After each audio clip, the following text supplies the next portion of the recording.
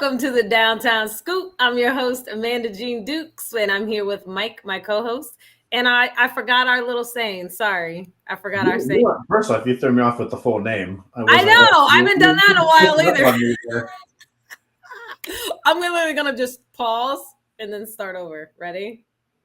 Hello, and welcome to the Downtown Scoop, your Downtown Canton Partnership podcast. I'm your host, Amanda Jean Dukes. I'm here with Mike Sturdivant. What's up, Mike? How's it going?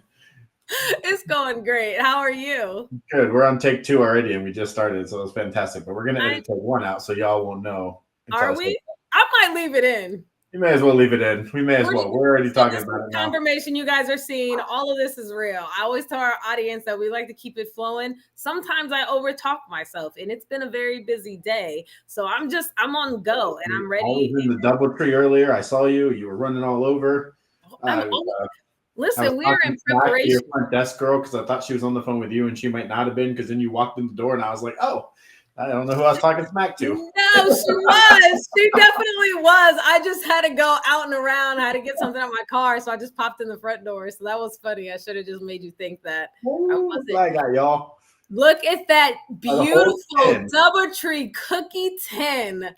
Is there something in there, Mike? There might be a couple cookies. Just a couple. There's only a couple. I mean, some of them are eaten already. I'm not gonna lie, but there's still a couple in there. That's all right. Oh my gosh.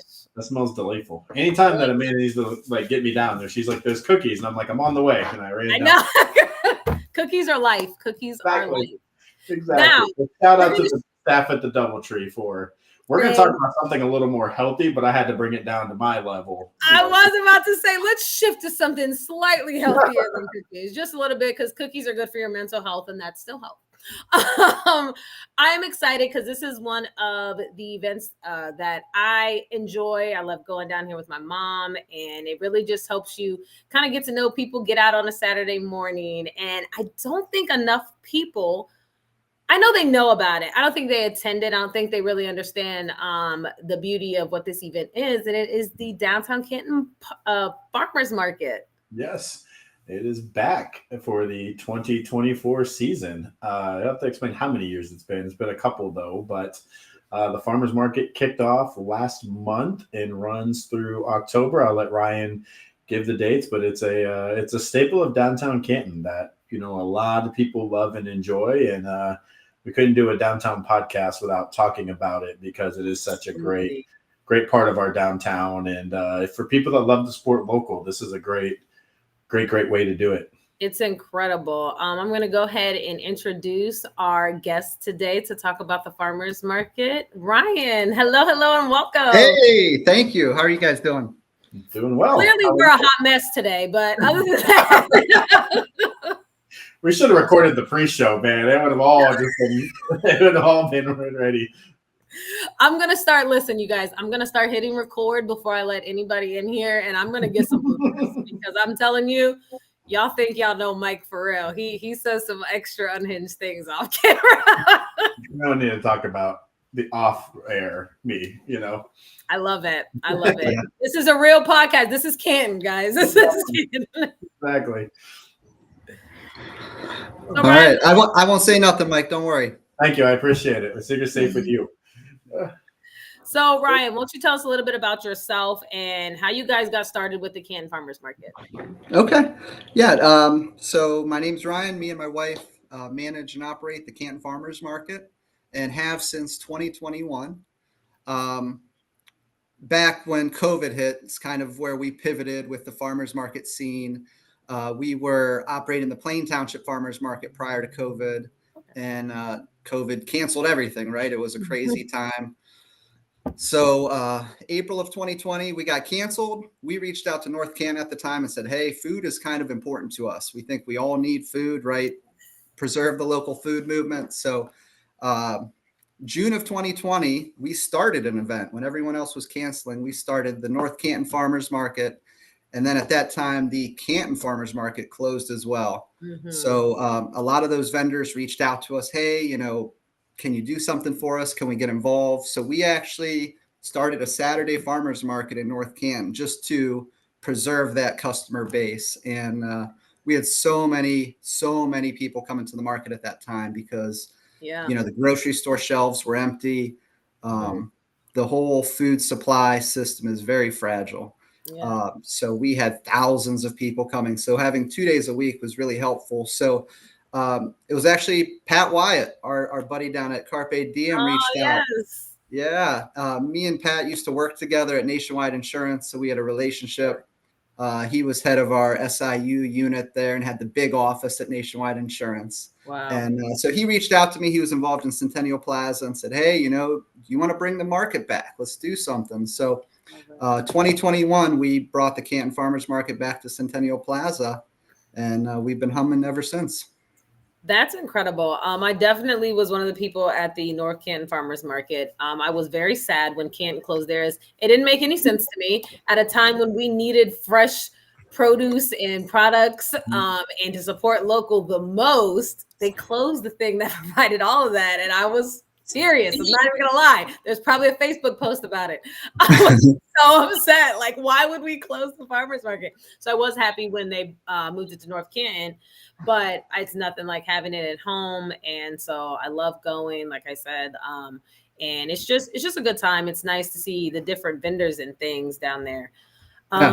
So correct me if I'm wrong. Because you said you took it over in 21? The Canton Farmers Market, correct. Okay, we were not connected to it prior. Okay, so how are you feeling about its location now? Because it's definitely has grown in vendors and things. Because when I started going, it was in Timken High School's parking lot. Yeah. But definitely has grown and expanded and kind of shifted a little bit, a little more a market 720 too, kind of 720 market with like fresh produce. I feel like it has like a mixed feel in it. So tell me how that's going and how you feel. Yeah, the new location is great. When we were at Centennial Plaza, there's so many events at the plaza now. And we felt that some of those events were being delayed due to our presence, kind of in the footprint. So we moved one block over so that we could partner with all the events and create a bigger scene downtown. And, we talked to Pat Wyatt about it, Don Angus with the city, and Todd over at the SID. Those three have been really instrumental in the whole market. So the new location, we're on 4th Street, right in front of the 4th Street shops. We got Fromage, we got Cantonology, Miss Lorena's, Boom Diata. They all open up for the market. They do make and takes for all the kids. Fromage has brunch now. They're selling mimosas, and you can, they're a nice complement to the farmers market, right? You can get your cheese, brunch, you can get wine, whatever you want. And we love the setting. We've gotten nothing but positive response because it's got just a cute little scene, right? It's got the lights strung across the street, and we have parking right there. The YMCA offered up parking, so you can park right there in the market footprint and come on over. And it's been great.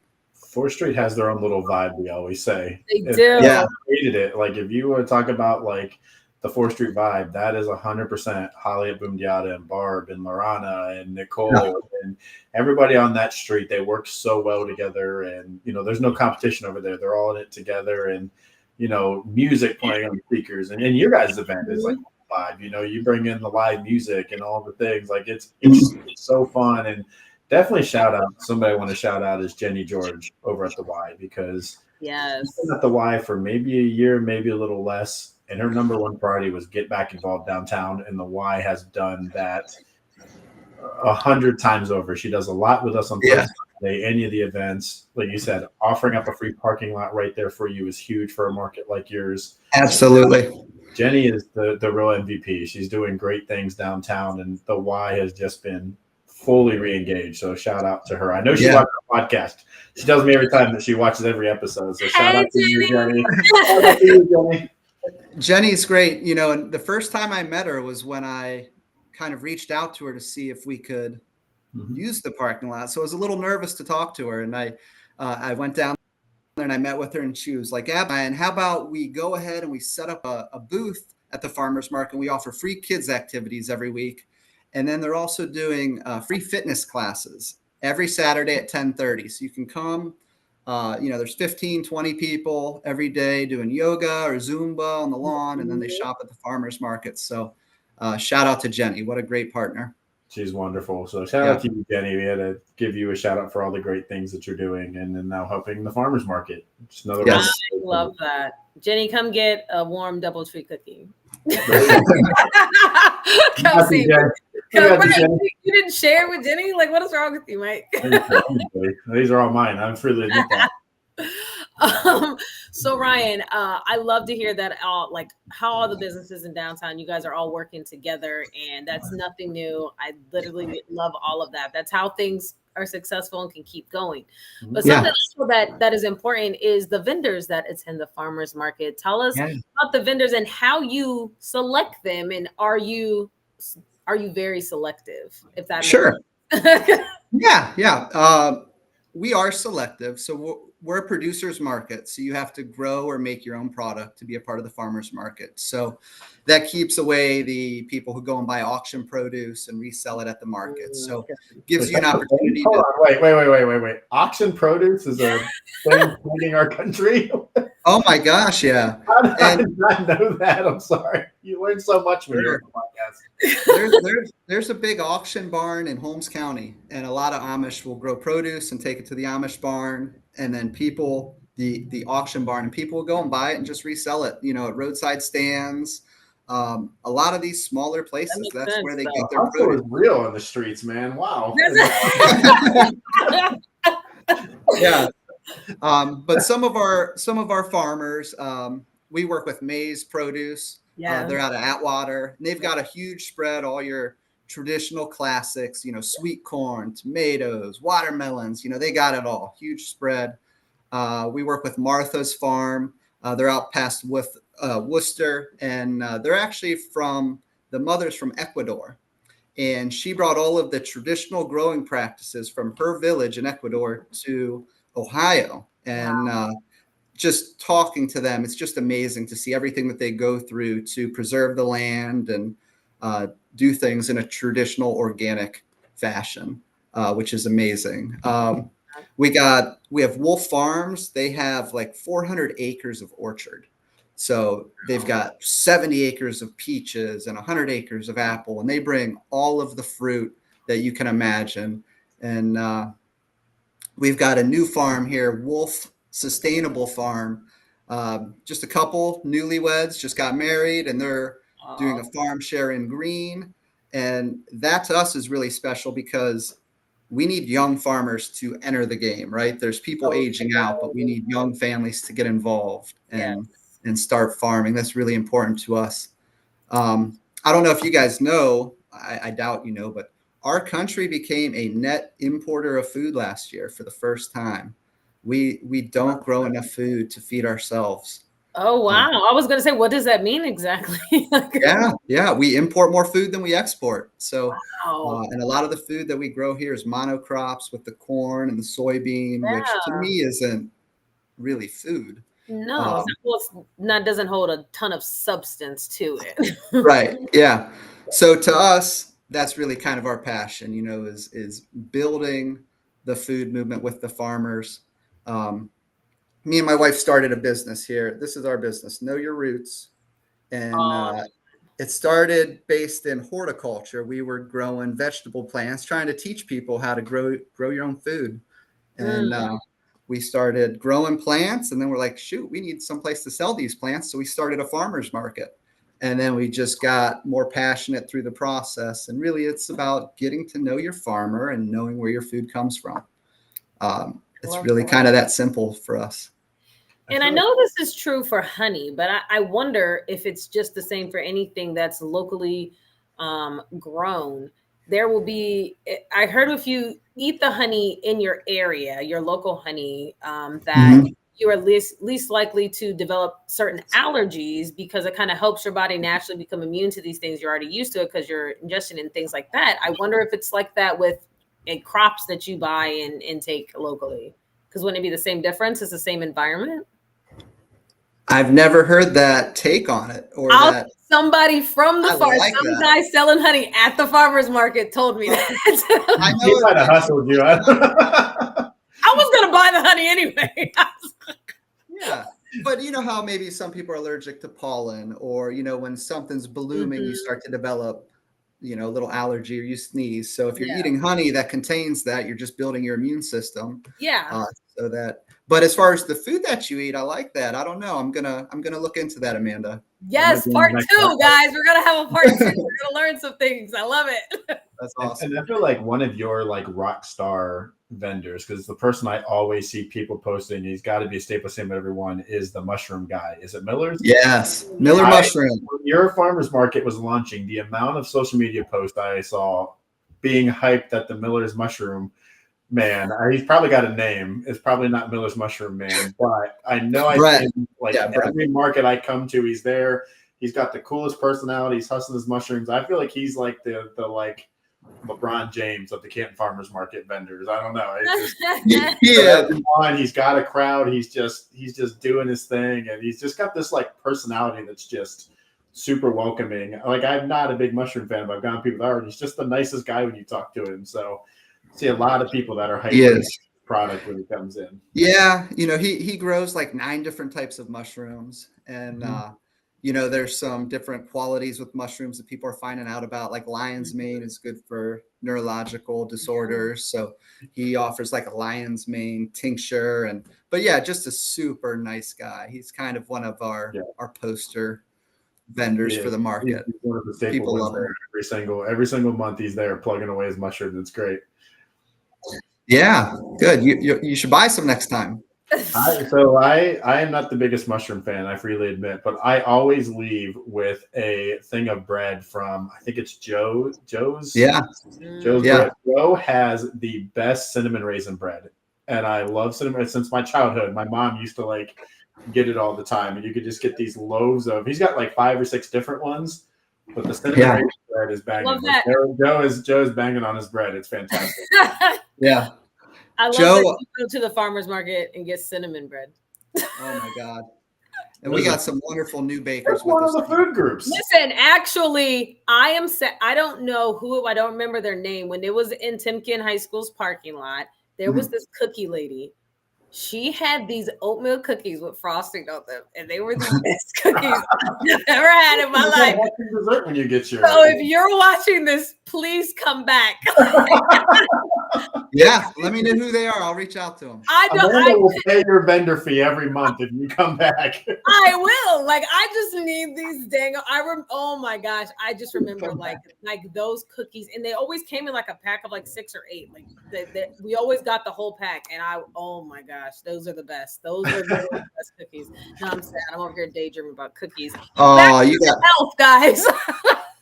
We started talking about healthy stuff, and then Amanda and I got all off to. You said cinnamon bread, and I remembered. Our podcast so far has been very event-centric, and we've talked a lot about food over the first couple of months of this podcast, so it's going to keep on happening. That's probably why I love the farmer's market. It essentially is about food, the whole thing. Exactly. There are some really fun things though too, because you do have somebody who does the dog treats, the natural dog treats. Maybe they're not there this year. They're not there this year, yeah. Oh, sorry, Amanda. Dog market game a little bit. Literally, because my dog had a ton of allergies. Dog treats now. Someone else, that's the thing. Every year it changes a little bit. More and more people are kind of leaving the traditional employment game and starting their own business. So we have a lot of new vendors this year who joined us. We got 2 new bakers joining us this week. This great thing that is growing every year, every month, every year. It's fantastic. We have such a big crowd for gluten-free products. So many people have allergies so we have a new vendor starting this week who does gluten-free. She does sourdough. She does traditional style. She does these huge Cinnabuns. It's not cinnamon bread. Equally as good. Yeah. So we have so many good bakers. It's hard for me to plug them all, but we offer everything at the market. We got this one baker. He's out of North Canton, Seth, Passion at Midnight. He does the macarons, And this kid does Okay. hundreds of flavors of Yes. macarons. I don't know if I'm saying that right. I always All right, mispronounce it, but we know what they taste like. That's all that matters. yeah. But like creme brulee and baklava and all Mhm. these different things. I mean, probably 50 different options of sweet treats. So you got to come every week. I like you, Seth. I like your style. I love that it's different every week, that it's not like you could add something and everything else, because that's so true. And even at the beginning of the farmers market and then towards the end and fall, like you're gonna have different products, different produce and things. I am definitely more of a fall, autumn time produce girl, because that's like Yeah. those are the crops I want. And I will say I haven't seen a collard green in a while. So if any of your vendors ask you, hey, is anybody looking for I need some collard greens. I love fresh collard greens and fresh green peppers. I don't know what it is. They're just that much better. So just saying. Okay. Yeah. Get on the horn, I'm glad Ryan. I'm glad you brought that up too. So our market only has Ohio produce, right? Mm-hmm. So when people come in May and they're like, where are the watermelons? Like we don't ship produce in. So it's all fresh, seasonal produce that's within an hour and a half from Canton. So right now, everything is coming out. Mm-hmm. All the tomatoes, the cantaloupes, the watermelons. Cantaloupes. I do love cantaloupe. I'm not gonna lie, I want some cantaloupe as well. Yeah. Sweet corn's here. People love sweet corn.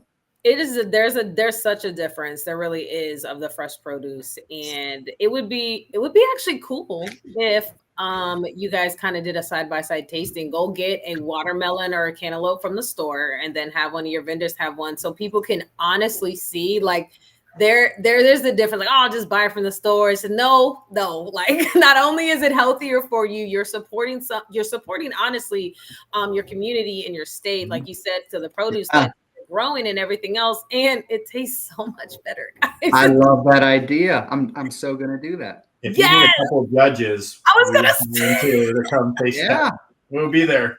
You got it. You let us know. We keep talking about doing these little mini scoops, starting them up. This might be the first one. Man and I taste testing all the farmers market food.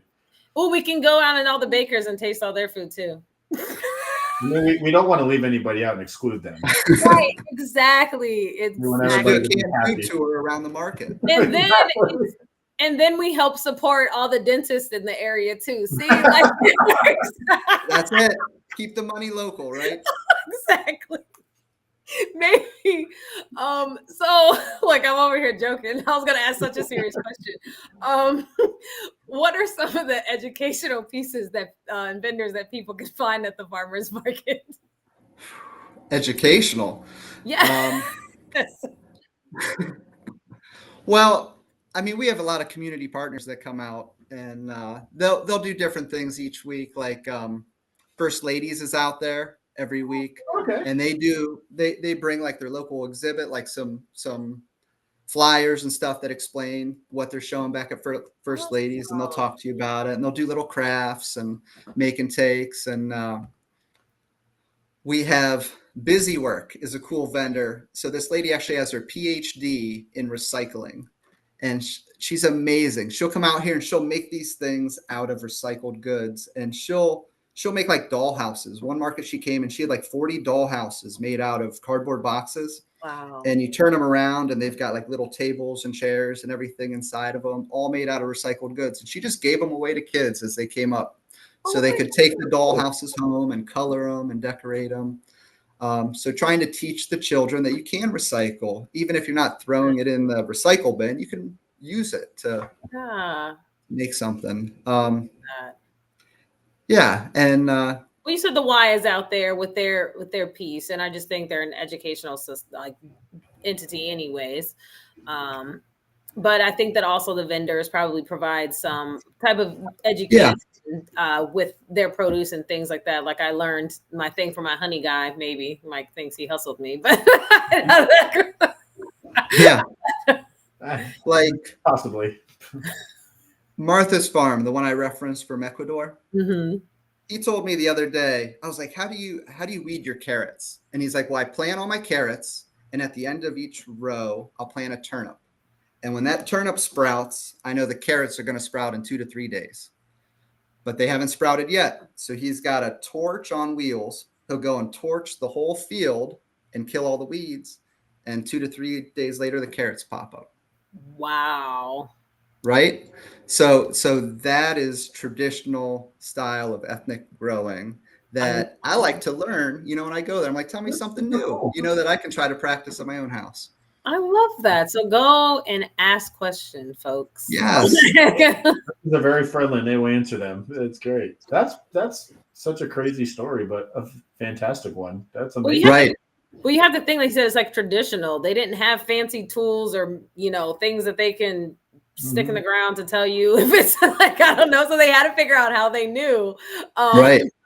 And I know that had to come with trial and error. So I think that's amazing to share that wisdom. Literally, that's all it is. And I think that's incredible because you don't just get that.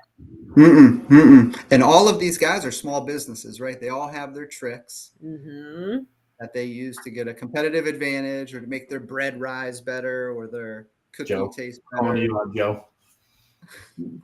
I do think, like you mentioned earlier, though, like the last couple of years, I guess one of the positive things that came out of that 2020 year is so many people that discovered passions and side projects and things they loved during that downtime that now, like you said, have created side hustles, or some people have turned it into full-fledged businesses. And like, it's never been a better time to have a little side hustle business or a passion project. Right. Things like the farmers markets that have come up. You guys have done 720 markets. There's such things. Yeah. And I think so many people enjoy coming to these things and shopping those local vendors and meeting people, and they start getting a following and you see them at every event and you start learning who your favorite people are, and it's such a cool time for those super small business owners to be able to get notoriety and have social media followings and things. Like, it's probably never been easier and more accessible for them to get a name out there.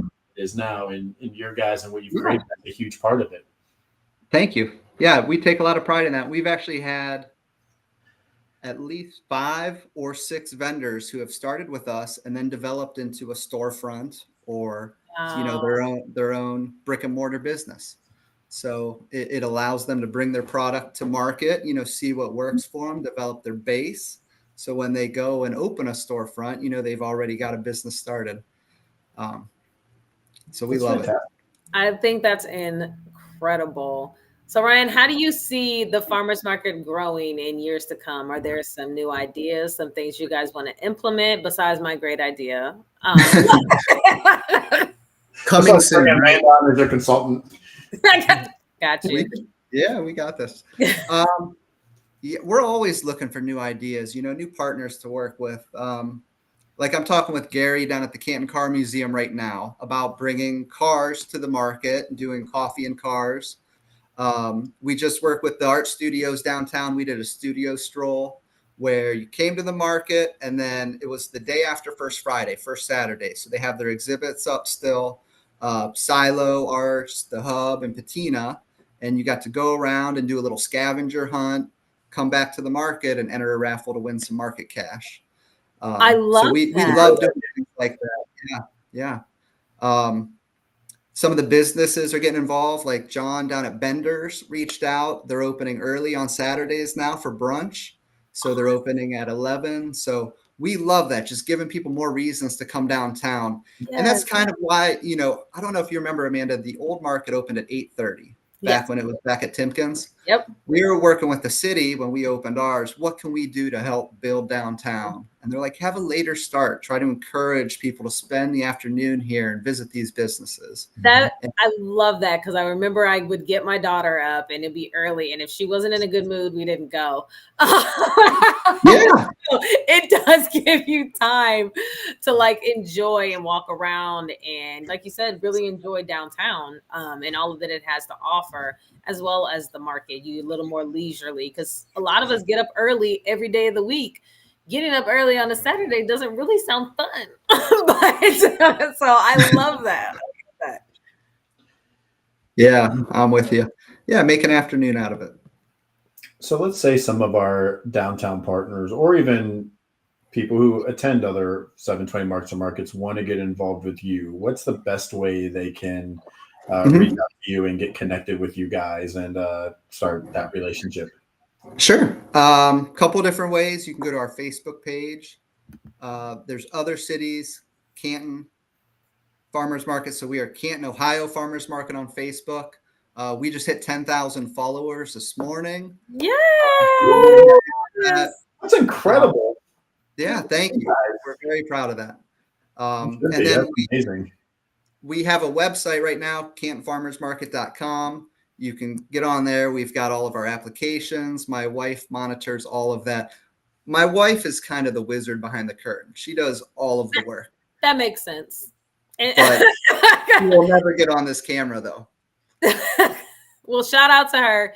Either way, I know how that works. Yeah. The operations person, and you need the face of the organization. Absolutely. It's about balance in a healthy organization. There Right. you go. Yeah. So either Facebook or on the website, you can reach out to her through our email. It's knowyourrootsohio@gmail.com, and she'll give you all the information you need and get you set up. Awesome. Yeah, Well, whether you're a new vendor who want to try something out, if you're a community partner, we'll entertain any crazy idea, to be honest. noted. Like That's where all good ideas come from, right? all right, Right. exactly. Sometimes you have to know what doesn't work as much as you Right. know it does. Right. Yeah. Just And like every week we have live music, so we've got different musicians reaching out to us all the time. Oh, wonderful. That's like just where I was street about to performance. go, to see if off the top of your head you knew who was going to be coming up, because I think that's something when I come down that just adds such a cool vibe to your market. Yeah. Yeah. This week is Josie McGee. She's got a great sound, local artist. She played at the Downtown Canton Music Fest last year. She was one of the people that played. So yeah. So you're just going to have to come down every week. Every week is different. We've got probably 20 vendors who are there every week, and then the other 10 plus just rotate through the weeks. And we really do offer something different. And, so can you give people, just for quick reference, I know you're every Saturday, kind of what your times and what the dates are that you run through for the Yeah. So we are from 10 a.m. to 1 p.m. and we go until the first weekend in October. So I think October 5th is that Saturday.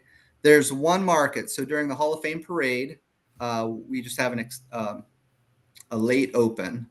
So we are open from 12 to 3. So once the parade clears out, we open up, same location. That's the only day that's different, though. Awesome. Yeah. So that was another reason for the move. When we were at Centennial, we kind of moved a couple dates, for like Italian American Fest and big 3-day event, right? We're only a 3-hour farmers market. So now we have stability at our location every Saturday until October.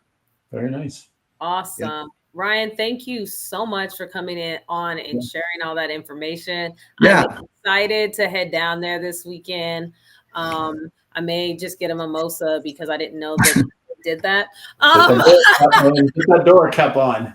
Yes. See, promotion. Yeah. That's right. That's all about promotion. Me and Chip gonna be down there. Getting some fresh produce, enjoying downtown Canton, and supporting all of our your local vendors, our businesses, and things like that. Thank you, and we look forward to hearing more about it. And if you have any updates, please let us know so we can do part 2. Exactly. All right. Anytime, my friend. All right, guys. I appreciate you both, and look forward to seeing you down there. And thank you for the opportunity. Yeah, thank you for joining us. Take care. Absolutely. All right, guys. Take care. Have a good Bye. one. Bye. You too. Oh my gosh, I learned so much. I know, right? Who knew produce auctions were a thing plaguing America? I mean, I get it. They'll like mass buy like pops at grocery stores too. So why not produce? Like, there's a hustle for everything, Mike. Like every episode, I have learned something crazy new, and it's just such a great thing of why I'm loving doing this, because so many great stories. We always talk about the people, I beat that into the ground, but this is why I love it, because so many cool stories. And then who would have known that, like, for the first time ever, our country is exporting more food than we're importing, like, or was backwards. I have it backwards, importing more than we're exporting. Like, yes, that was wild to me. That's a new thing. I'm going to go rogue just a little bit because we didn't talk about this at all. I think it'll be really cool for you guys to message us some of your incredible downtown Canton experiences, whether it be at these I agree. events, whether it be at the farmers market, whether it be at a business or anything like that. So I think it'll be really cool if you guys reach out to us via Facebook, either if you follow us individually or if you, well, you should be following the Downtown Canton Partnership Facebook page anyways. You message that page and all the cool people are. Yeah, exactly. So let us know, because I think that that's really important to discuss and talk about. We learn so much. We want to hear what you're learning and who you're talking to, and how just the vibe and things that you get, because we have from our point of view, but we're all different. We all come from different backgrounds. We're all interested in different things. And this is what makes downtown Canton and Canton as a whole a beautiful place to be, and tons of things to do, even on a Saturday morning / afternoon, that you can go down, learn something, have a good time, eat good, and enjoy your stay. If there's anybody or anything that would be a good feature, send it to us. We'd love to talk to them. Like I was just talking with you, we have a future feature probably, I think next month is going to be coming up, that just reached out to us and was like, hey, we have this thing we want to promote, and we saw your podcast. Can we be on it? We were like, we can make that happen. Right. Exactly. I think we had like 2 or 3 people in our own comments the other day where we posted the enrichment one. I was like, we want to come on. So it's just exciting to see that people are excited about this. And yes, because we're excited. We're excited. Yeah. So if you have an idea of what would be a good feature, somebody we have to talk to, like, we would love to hear it and meet them and have a conversation of when we could plug them in. Absolutely. It has been another wonderful and beautiful episode of the Downtown Scoop, your Downtown Canton. I like it. Yes, your Downtown Canton Partnership podcast. I'm your host, Amanda Dukes. This is Mike Sturdivant. Wait, that's Mike Sturdivant. With the guy next to me, wherever he's at. Exactly. Wherever I'm. Thank you guys so much. Have a wonderful day. Bye, guys. See you next time.